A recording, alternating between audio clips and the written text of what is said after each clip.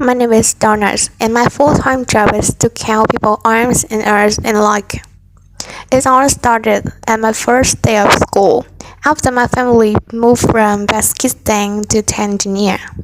I was busy sketching my dream cars in my notebook, and all of a sudden I hear a voice in my direction, the teacher.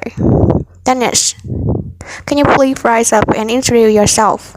She has put me on the spot. I was in the foreign glance, 30 pairs of eyes staring at me. How would you feel when the teachers put you on the spot? In this kind of situation, my mind went blank. My heart started racing. I kept quiet. I started hearing giggles in the classroom, and then tears ran down my cheek. That was the first time I felt the fear of speaking in front of others. The first time I felt the fear of public speaking. Fast forward a few years, I was at college. Here in America, that fear still stuck with me. It wasn't slow, it was part of my soul. Now when I was little, I had many of the fears. I was afraid of the dark, the monster under my bed, the cockroaches. I don't mean the tiny cockroaches here, but the big flying cockroaches I had back in Pakistan. But I outgrew the fears. I overcame as I grew older. But public speaking, no way. I was still afraid of it. But I decided enough's was enough. I decided to do something about it, to take that step and find a solution. And so I went to the one link on the internet where we all look for problems, our solution to our problems. Google. I searched on Google how to overcome the fear of public speaking. The first link told me about the right things that I could be if I overcame this fear. Sound like a leader. Get a great job. Share your ideas. Give a TED talk. Change the world. The second link shows me all the different ways I could overcome this fear. Hire a speak coach. Talk in front of the mirror. Do online courses. Attend public speaking clubs like Toastmaster. That's when I realized that I had it wrong all this time. I thought you are either born as a public speaker or you're not. I was wrong. I realized that public speaking is actually a teachable skill. That means if any one of you here want to speak powerfully in any of your famous public speakings, yes, you can. We all can. And now some of these solutions work for me, others not so much. Like hearing a speak code that was outside of my student budget, but online coaches, that was I learned how to write my tongue up and down, how to talk really fast, I could someone exciting, or too slow, write down, to get someone attention. And I practiced in front of the mirror. At least that was, I had one friend who thought I was good. As for the public speaking club Toastmaster, that was fantastic. I got to go around mirrors. I got feedback what I did good or what I did bad. Did bad, I did on the thing, and I realized that first I was trapped in this cold, dark hole.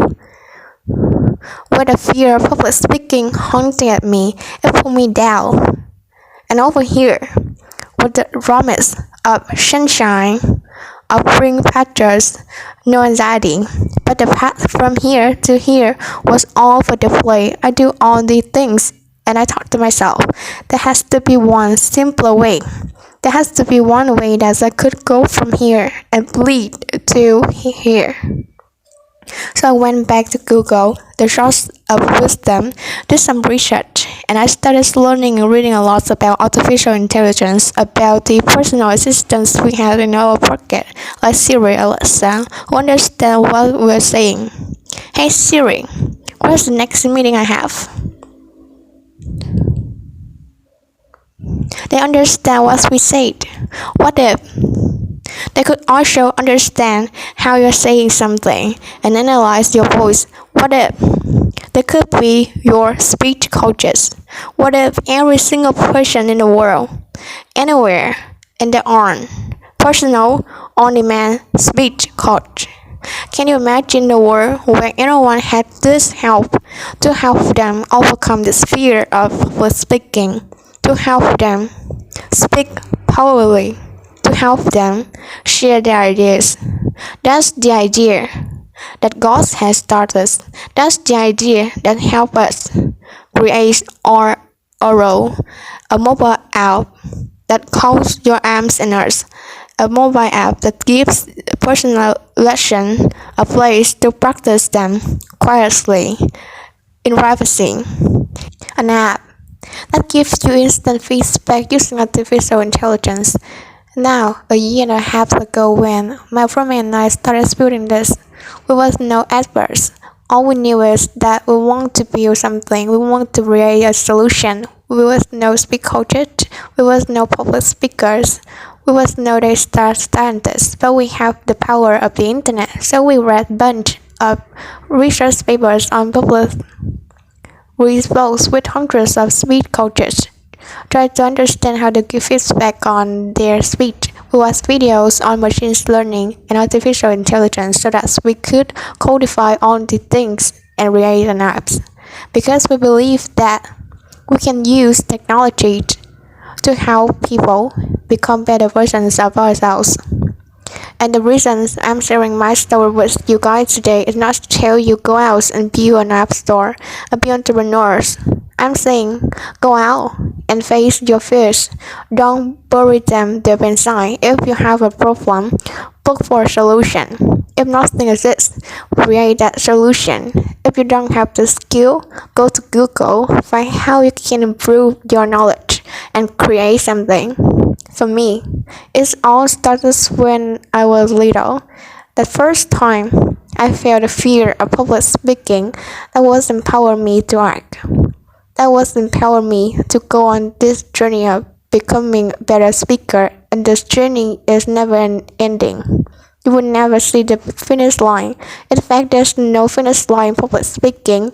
You can always get better. Remember that. You can always become a better speaker. You only stop if you tell yourself you're good enough. Thank you.